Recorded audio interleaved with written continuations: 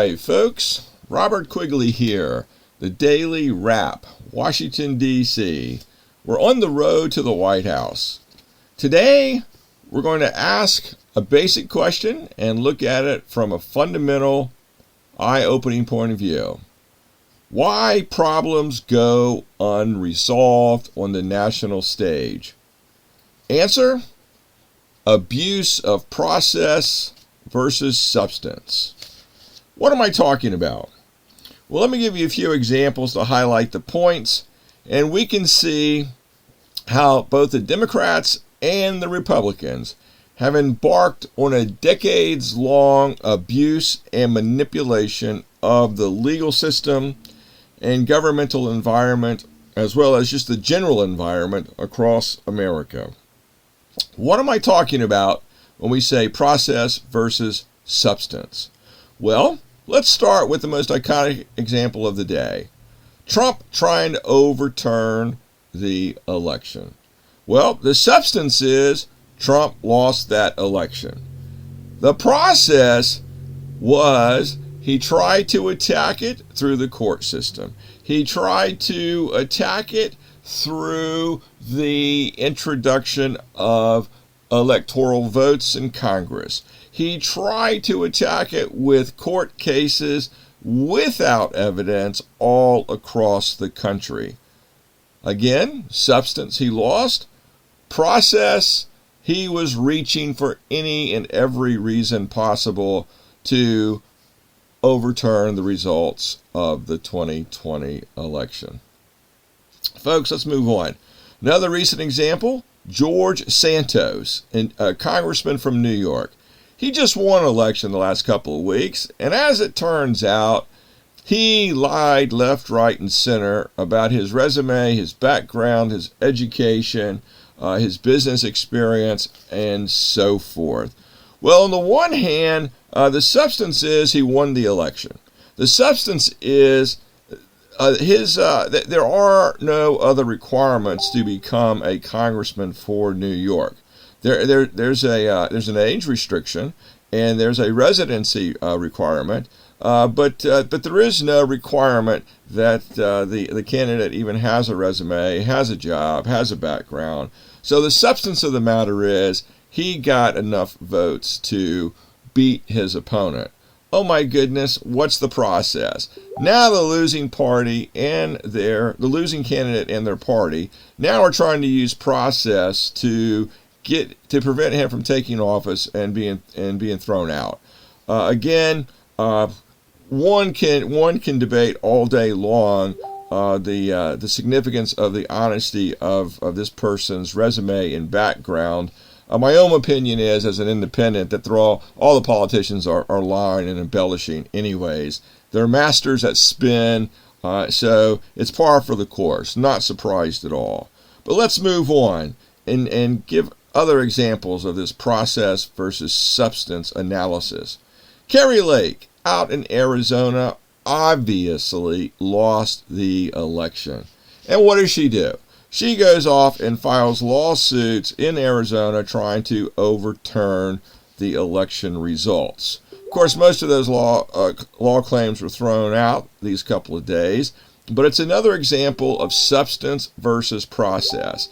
Substance, she lost. Process, she wanted to do everything she could to overturn the results of the election. Do we see a pattern here, folks? This is not a healthy way to live. Abusing the system, creating false arguments, creating false divisions, these are problems. Let's look at the border lawsuits. Oh my gosh. The Democrats have been advocating open borders, a wall-less border for decades. Their only reason has been to increase their voter ranks, because most of the supporters of the Democratic Party have come from the desperately poor across America. So their reasoning is the more poor people they have, the more votes they're going to have, and then they can keep their jobs. So what's the substance? The substance is the vast majority of Americans want the border closed. The vast majority of Americans do not want to lose their country by being overrun with a horde of poor folk from Latin America and from the rest of the world for that matter. What's the process? The process is the Democrats are out there trying to manipulate the system left, right, and center, bringing lawsuits against the Arizona governor for building that container wall border, failing to enforce the law as it relates to entry of foreign nationals into the United States. Folks, substance versus process. We see this again and again and again with the American politicians in the Democratic and Republican parties. It's a shame. Let's go on, because we have lots of other examples to talk about. We can talk about some from the international arena. We can talk about some from the American arena. Let's look at Maine. Maine is another recent example. We know that the whales that live off the northeastern coast of the United States are endangered. They face extinction, folks. And we also know that Whole Foods recently decided they were no longer going to sell Maine lobsters because the lobster population off of the northeastern U.S. coast is also decimated. Both of these animal species, lobsters and the whales, are facing extinction. That's the substance. And of course, in addition to that, the vast majority of human beings across America want to be kind to the planet. They want to re-terraform the United States, restock the animal species, and protect our environment. The polls and research tell us more than 90% of Americans support the Independence Party environmental issues. But look at this dichotomy between process and substance. What is the congressional delegation from Maine doing these couple of days in Washington, D.C.? They are using their votes and the government spending bill, which is basically the government employee paycheck bill. They're using that power to hold up the bill to try to force the Environmental Protection Agency from not enforcing the ban on lobsters and the ban on whales because they want to fish them to extinction. Essentially, the fishermen in Maine have decided it's better for them to eat and the animals to go extinct than it is to protect our environment. So again, folks, we have this abuse. We got one answer when we look at the substance of the matter, and we look at the people that are going to be negatively impacted, abusing the process like there is no tomorrow. This is un-American, folks. We have to do the right thing in every question, in every dilemma. And that means everyone's going to have to make some sacrifices, whether we're talking about the environment, global impacts, whether we're talking about elections. Nothing is perfect for everybody in life. And we're at a time now where sacrifices have to be made. Let's move on, folks. We see the Fifth Circuit these couple of days has introduced a factual innocence test in habeas corpus law. Oh my gosh, many of the audience members are like, what in the world is he talking about? Well, it boils down to nothing more than substance versus process. So let's take a hypothetical case. The new law says if a person is innocent, that's the substance, if they are factually innocent of a crime, then they should not be in jail. Simple as that. But the opposite of that is also true. The substance of the matter says if a person is guilty of a crime, well, they should be punished. They should be in jail. Now, the whole point of the habeas corpus law was to essentially deal with process. So if the prosecutors made a mistake, the police made a mistake, the jailhouse warden, the facilities in the jail, whatever it was, if someone made a mistake in the whole criminal law process, then courts overturn the conviction. Government makes a mistake, courts overturn the conviction, but the culprit could in fact have been guilty. So essentially what the Fifth Circuit is saying with the factual innocent test is stop it. Stop abusing process. If a person is substantively innocent, they do not belong in jail. If they are substantively guilty, they should belong in jail. People make mistakes. Again, folks, we see this tension between process and substance. Let's move on. This is not only happening in the United States, this is happening all over the world. But let's look back at Trump for a quick second. You know, the biggest problem in terms of Trump and Trumpism is not the fact that he's a dishonest, incompetent president. It's the fact that he has introduced authoritarianism, a fascist movement, all across the United States. Let's dig deeper into what this means. Let me give you an example of what it means. Well, the best example that we can use is all across America, Republicans have been trying very, very hard to capture state courts, city, county, state Supreme Courts, as well as the federal Supreme Court. They've been trying to capture these courts with judges that lean toward the authoritarian side. On the other side of the coin, we see the Democrats trying to capture courts all across the country with judges that lean to the extreme liberal side. So here we have it, Democrats and Republicans not only manipulating the lawmaking process, but they have been trying to capture the courts, literally. And another example is gerrymandering, for example, from recent history. They've been trying to capture the courts with judges that will rule in their favor. This is not the way the independents think, folks. The independents, we want problems solved. We want justice based upon facts. We don't want innocent people in jail. We do not want the legal system manipulated. We want the legal system striving for fairness and justice above all else. We do not want judges picking and choosing and interpreting the law in one direction or another direction. But again, folks, this is just another example of this dreadful competition between process and substance. Let's move on. The last example from the United States. The Supreme Court gets 8,000 plus petitions every single year. They only hear 12 to 24 of those petitions. Number one, the Supreme Court is understaffed. The vast majority of the cases never get heard. When the Quigley administration gets to the White House, we are going to expand the Supreme Court. In addition to that, we are also going to curtail their ability to hold laws unconstitutional. Judges should not be deciding whether properly passed laws are good or bad, enforceable or not enforceable. The judge's job is to find justice in every situation. So, folks, we have to end this craziness that we see from both the Democrats and the Republicans in this decades-long, centuries-long battle of process versus substance. Now let's turn to the international arena, because I don't want the audience to think that it's only America that faces this problem.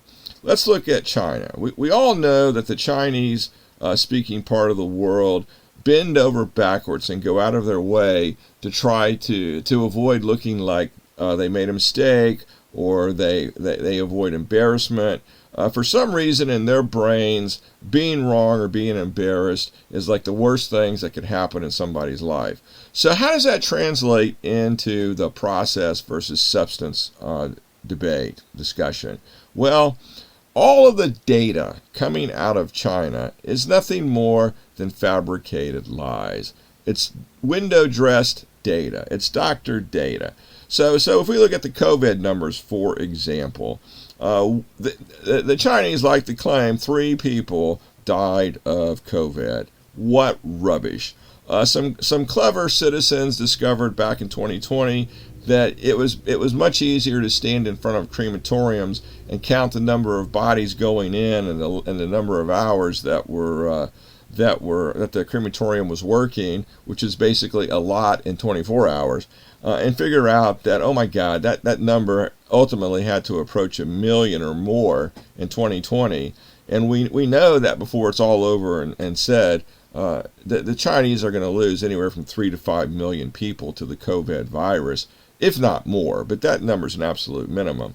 But nevertheless, in the Chinese world, they station police today in front of crematoriums, and they prevent folks from hanging out there and counting the dead bodies going in, taking pictures of the place, and the police essentially shoo them off. Oh my goodness, guys. The substance is a lot of people are dying in China because of COVID. The process is, let's don't tell the world, that way we're not going to be embarrassed. Folks, the Chinese people are not being served by inaccurate facts. Let's move on. Let's have a look at the Chinese on the Indian border. Do we realize that in the last 24 hours, the Chinese have stationed 70,000 troops at the Chinese-Indian border? Oh my goodness, what is the substance? Well, the substance is they're preparing for war. The process is, oh my gosh, we're just defending ourselves. Yeah, right, like the Indians are really going to go invade China. That makes an awful lot of sense. So again, we have this same division between made-up explanations, process, and the actual facts, which is substance of the matter. Let's look at Putin. Putin tells the world he does not want to expand the war, and his only intentions were the Ukraine, as if that was acceptable. Well, what we've learned in the last 24, 48 hours is that Russia has been training Belarusian pilots. We know that Putin has been pressuring Belarus very seriously to join the war. They pretty much control Belarus because of the economic leverage, the geographical leverage, the energy leverage, and it looks like Belarus is going to be fighting alongside the Russians in due course. And we also know the Chinese are itching for a fight, especially over the Taiwanese issue, so they say, but the reality is they really want to dethrone NATO and the United States as the global superpower. But if we look at this from a point of view of substance versus process, we see the actual facts. Putin preparing Belarus for war, the Chinese preparing themselves for war, and we see the process. The pretense over Taiwan, the pretense over Belarus and energy.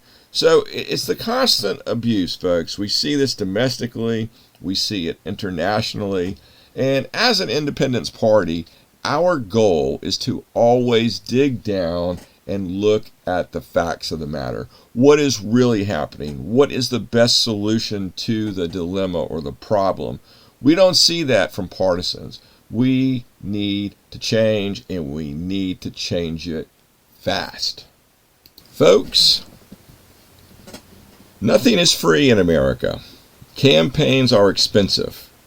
We must spend money to make America great for everybody. In that vein, we have a presidential raffle. We have 20 million raffle tickets to sell during the Robert Quigley for President campaign. We're giving away more than 19,000 prizes. Those prizes include, we're going to give away a house. We're going to pay off a mortgage. We're going to give away 15 Tesla automobiles. We are going to give away a half a dozen mobile homes. We're talking about Thor, the Hurricane model, top of the line, folks. In addition to that, we're going to give away home energy systems, about a dozen home energy systems, in fact. And those are going to include wind turbines, solar panels, battery packs, heating systems, all the wiring boxes and bells and whistles to make those particular homes energy self-sufficient. In addition to that, folks, in this presidential raffle, we are going to fund 4 brand new small businesses somewhere in America. And the value of those grants are going to be up to $250,000. specifically for the creation and operation of a new small business. Now, folks, in addition to those raffles, we are going to be giving away around the world trips. We're going to be giving away around the world backpacking trips, which are going to be mostly on the airlines. We're going to be giving away an around the world trips, that's plural, and those are going to be cruises. In addition to that, we're giving away computer systems. We're giving away Apple gift cards, Amazon gift cards, Visa gift cards. In addition to those, we're giving away Cracker Barrel gift cards, Walmart gift cards, Starbucks gift cards, and of course Papa John gift cards. Now, most of these 19,000 plus prizes have odds of about 1 in 100, which is very, very good in relation to the lottery tickets that we buy around the country. So again, we have over 19,000 prizes. Raffle tickets are $5 each. For most of the prizes, your odds of winning are 1 in 100, and we've got 20 million raffle tickets to sell. Of course, all that money supports the campaign and the campaign machine for the Robert Quigley for President campaign. In addition to the raffle, we also have a campaign hat. It's a green color. It makes you look smart, makes you look sexy, has a nice logo on the front. And again, both the cap and the raffle tickets can be bought on the campaign website, robertquigleyforpresident.com. Now, in addition to those items, folks, we also have live shows that will be occurring all across America in 2023 and 2024. We will be performing in comedy clubs, in local theaters, in academic theaters. Basically, the show is part entertainment, part educational, and part stump speech. Every show will have Q&A. Every show will be recorded as we're making both a documentary and a movie of the campaign and the life and times of Robert Quigley. So again, folks, you can go to the robertquigleyforpresident.com website. We will put the schedule up on the website as it firms up, and you can buy tickets to the shows on the website. In addition to those items, folks, we have a book that's under production as we talk. It should be up in the market in about 3 or 4 weeks. It's also going to be for sale on the campaign website. And essentially, it's a biography of Robert Quigley. You will also be able to find that on Amazon, Barnes & Noble, and Walmart. So, folks, if any of those items don't tickle your fancy, we also take plain old-fashioned political donations. Again, all of these items can be found on the robertquigleyforpresident.com website. Look under the Buy and Donate button. There's more description for each of these items and each of these prizes. And with your help, together, we can make America great for everybody. And folks, before I forget, I want to offer a big thank you to our sponsors and our advertisers on iHeartRadio. We appreciate all of your support and all of your effort to help make this campaign great for everybody. We wish you a Merry Christmas, and we hope you keep up the support. All the best to you and your families. And until we meet again, thanks again. Merry Christmas.